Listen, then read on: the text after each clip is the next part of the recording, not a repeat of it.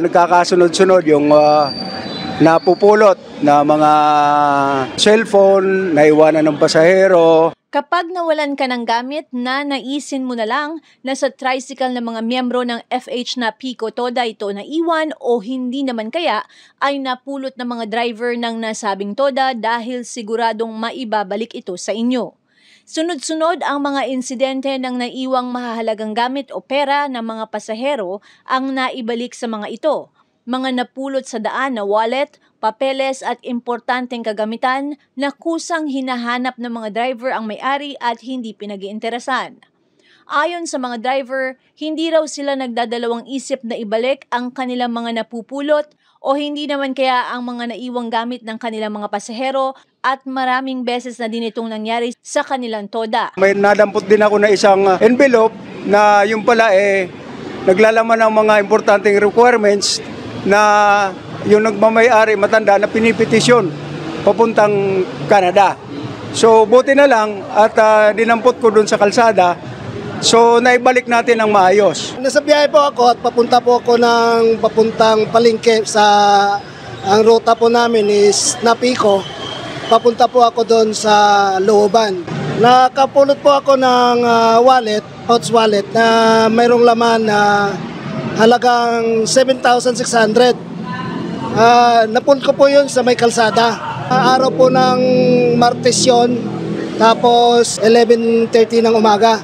Mayroon naman siyang contact number at ibinigay ko kagad sa aming officer sa pangunguna po ng aming PRO at sa tulong po ng social media, siya na po ang nag-contact sa tao na yon para maibalik namin yung kanyang pera na napulot ko lang sa kalsada.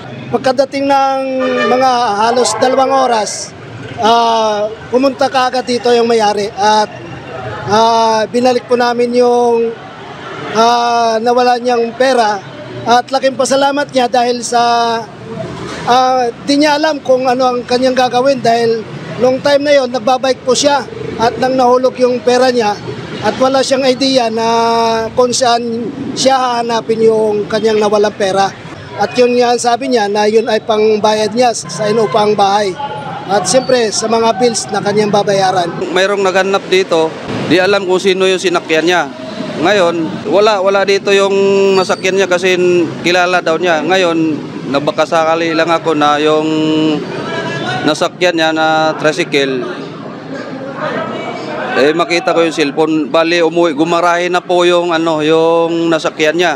Ngayon, pinuntahan ko yung tricycle na yon, nakita ko yung cellphone nandun sa tricycle na yon. Ang unang napulot, cellphone, naiwan sa tricycle ko. Pagbaba na pasahero ko, hindi ko napansin, may naiwan palang cellphone doon sa harapan ko. Pagtingin ko, wala na yung nakaiwan. Ngayon, kinuha ko yung cellphone, tumatawag siya. Sinagot ko.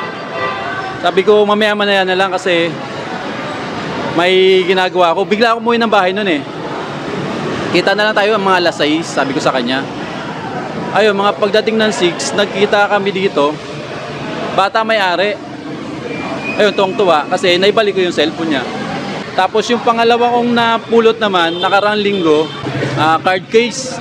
Maraming laman na ATM. Pinost ko sa Manggahan, yung group na Manggahan.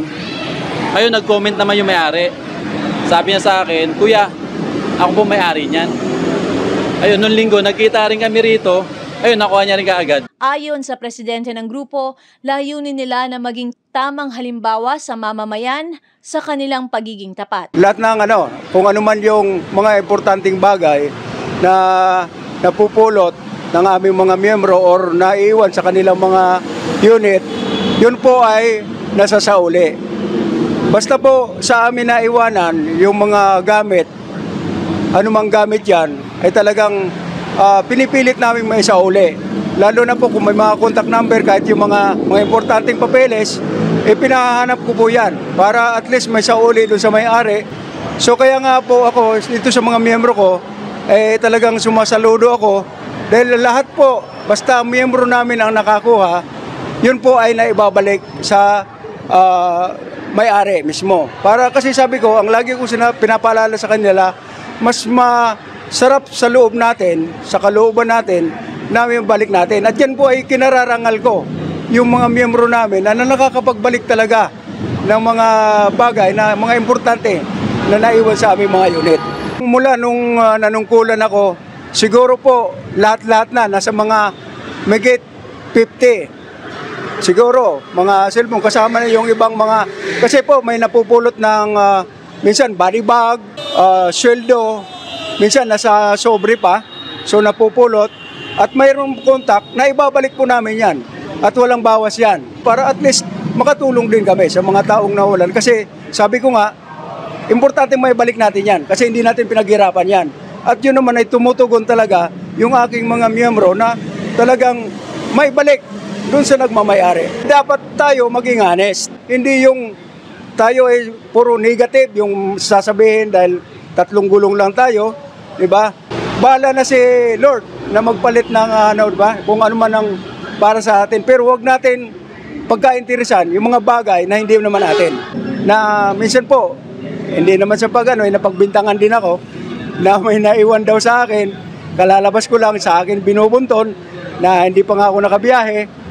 Ayun pala po, kamukat-mukat sa ibang tricycle pala naiwan. Buti na lang po, ang nakakuha na pasahero ay honest din. So binalik po yun sa driver at naisauli doon sa mismong may-ari. Kami, natutuwa rin kami bilang isang tricycle driver na may taas rin namin ang aming moral bilang isang tricycle driver.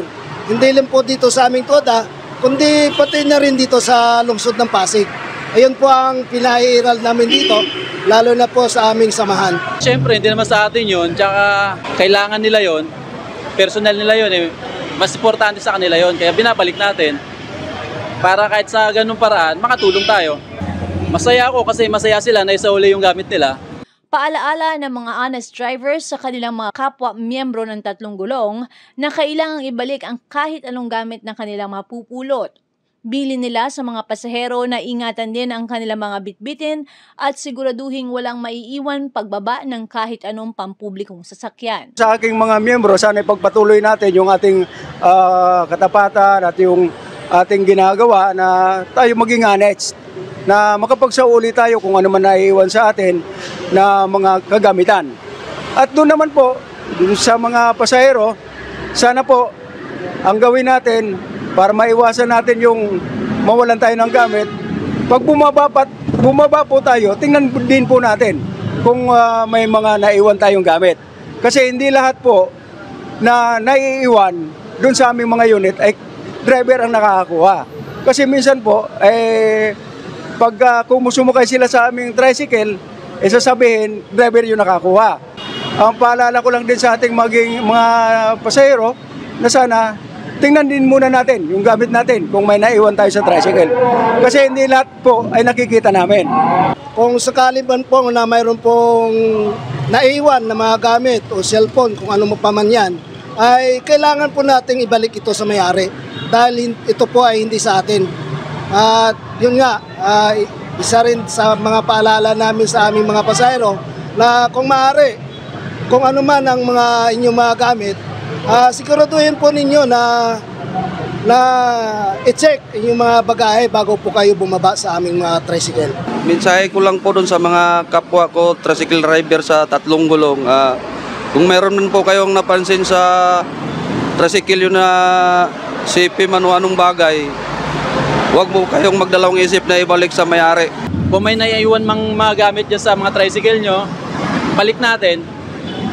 Kahit na maliit, malaki, huwag natin pag-interesan, balik natin sa may-ari. Ako si Luan Peñano para sa latest ng iNews Pasig.